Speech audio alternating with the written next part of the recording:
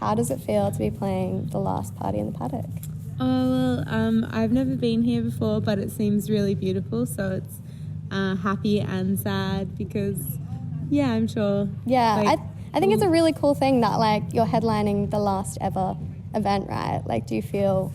I feel very privileged, yeah, to be a part of this event. I can tell it's got, like, so much heart in it, and I'm sure a lot of hard work creating something where there hasn't been a festival like this before in Launceston that I'm aware of. So, yeah, it's really cool, and hopefully we have an awesome set.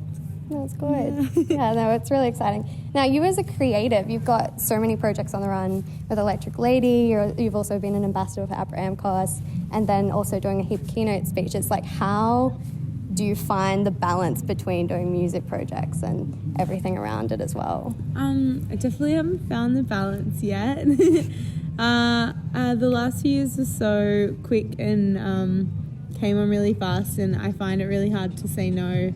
Which is like a skill I know that you got to figure out how to do that.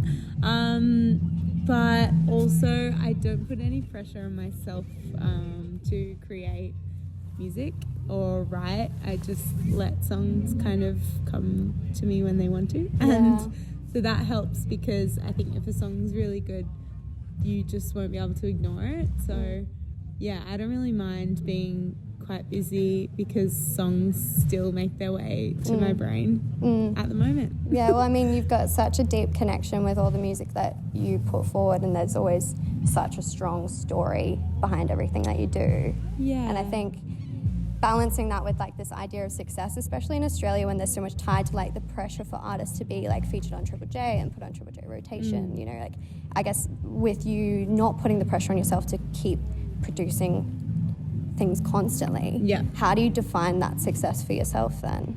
It's a really good question. I am figuring that out. I think having 2 really busy years again, you're naturally thinking this normal path of success is everything you have to do. You've got to go to the States, you've got to be headlining X festival and playing this venue and get played on that. And I've realized in the past probably like 6 months that I don't care about a lot of that, and I just really love writing good songs and really appreciate when people listen to them and hear them, and I do my best work when I do have, you know, not all those pressures on me, and I'm sure everyone does, but yeah, you got to really concentrate on defining success for yourself. And definitely I'm still kind of spending time figuring that out, but I definitely have unsubscribed to the kind of general things you're meant to do, and it feels really, really great because you're writing where it all started and like what you're there for, it gets very quickly skewed into touring, which is something you don't really think about. It's so awesome when you're there, but like the reality of it's pretty fucking crazy. Yeah, well, I think it doesn't feel great. Yeah, I was gonna say, because there's like, especially musicians, like so much mental health issues, and I don't think there's a lot of support for that. Like, there's organisations like Support Act that do amazing work, but I guess when you're in it, how do you manage that? Like, how do you actually identify where the boundary is and be able to manage it? Yeah, like on a touring level? On all of it, because I mean, it's good that you've removed the pressure in terms of production. It's so great to have a long chat about. I mean, hard to condense. Where are you sitting with it at the moment? It's allowed to be. Really great questions. I've realised like so many things. On a touring and schedule and lifestyle level, you've either got to realise your boundaries and set them and be really hectic with them, because you're offered a new weird thing every day, whether it's a little interview or a little just random thing in a different city or whatever, and in the beginning you're so hungry and desperate and you do need all that, so you say yes, and then it's beautiful when you get the support that you do and the ability to say no. But the big thing is having the right team around you who actually legitimately care about your well-being, I think especially for like women, generally we're just like a little more reliant on well-being and like time and space and stuff. Yeah, I'll stop there on that. And then the other massive thing that I'm really passionate about is artist business support. And the business of being an artist is there's so many great support networks for everything kind of but the artist. And artists don't really talk to each other about the businesses or how they're running them and how they're running their schedule. And that's something that I really hope changes in the next. I mean, we've been around for a long time, but yeah, there's not much conversation about it. I think there's starting to be with mental health. Well, I think you've really empowered yourself to kind of lead the way for that style of management, like self-management. I mean, if you were to say to a younger artist starting out, like not knowing that they didn't need necessarily like a record label, or there are so many different ways of doing it, what kind of advice would you give them if they were trying to create a stable environment and a support network for themselves?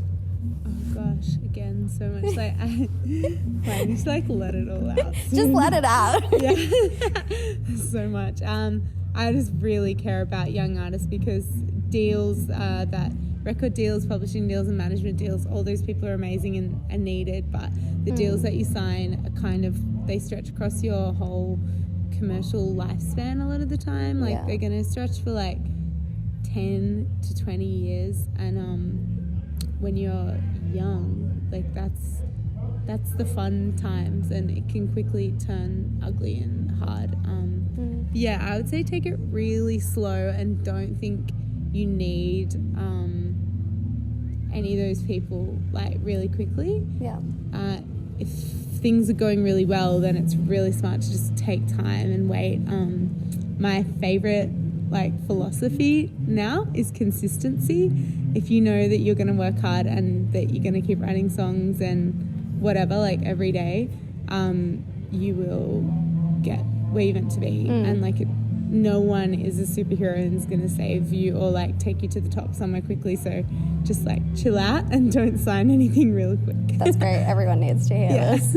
Everybody. Yeah. No, that's awesome. But like you said, you've had such crazy past 2 years. You've seen so much success with Sugar Mountain and just toured and you've done so much. I mean, and I guess it's got such a strong emotional tie to you as well. How are you finding this progression with Stranger Heart and moving from Sugar Mountain to this EP? Like, this EP is cool for me. It's like a line in the sand on a personal and creative level to say like I want to make this career my own. And personally, like you were talking about before, I don't want to let myself be convinced of the pressures that are there ready to kind of sweep you up for a few years and just take you away from your life and your family and friends and stuff.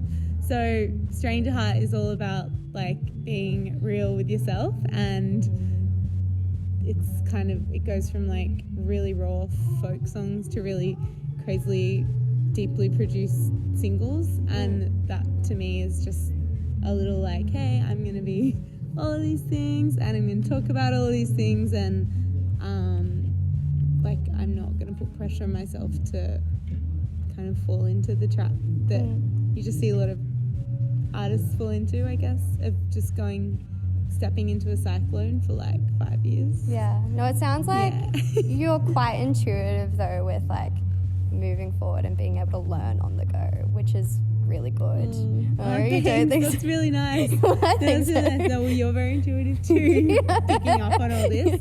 But yeah, the big thing, I guess before maybe I probably wasn't honest in saying that the pressure and like life scheduling stuff is so real, and I really didn't cope at some points with all of the touring and the assumption that you can do it all, like all the life schedule stuff. Like you just don't see your friends and family for like months at a time, and people think it's really normal, but I don't want to think it's normal. Yeah. It's like, yeah, you gotta just live life. I guess you gotta also figure out from now if that's possible, of finding that balance as well, right? Yeah. And I think I really believe that empowering more young women and female executives throughout. Women will bring a bit more balance, I think, to the lifestyle.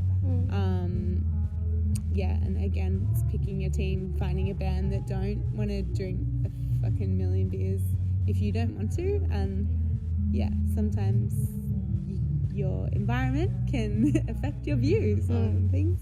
You got to be aware of that. Yeah, definitely. Okay, I have one last question for you. Cool. Little baby Jack River, at the start of this journey, if you turn to her now, what would you tell her? Trust yourself. Yeah. Full stop. Full stop. Trust that it's going to happen. Yeah. Great. Yeah. Thank you so much. Oh, thank you.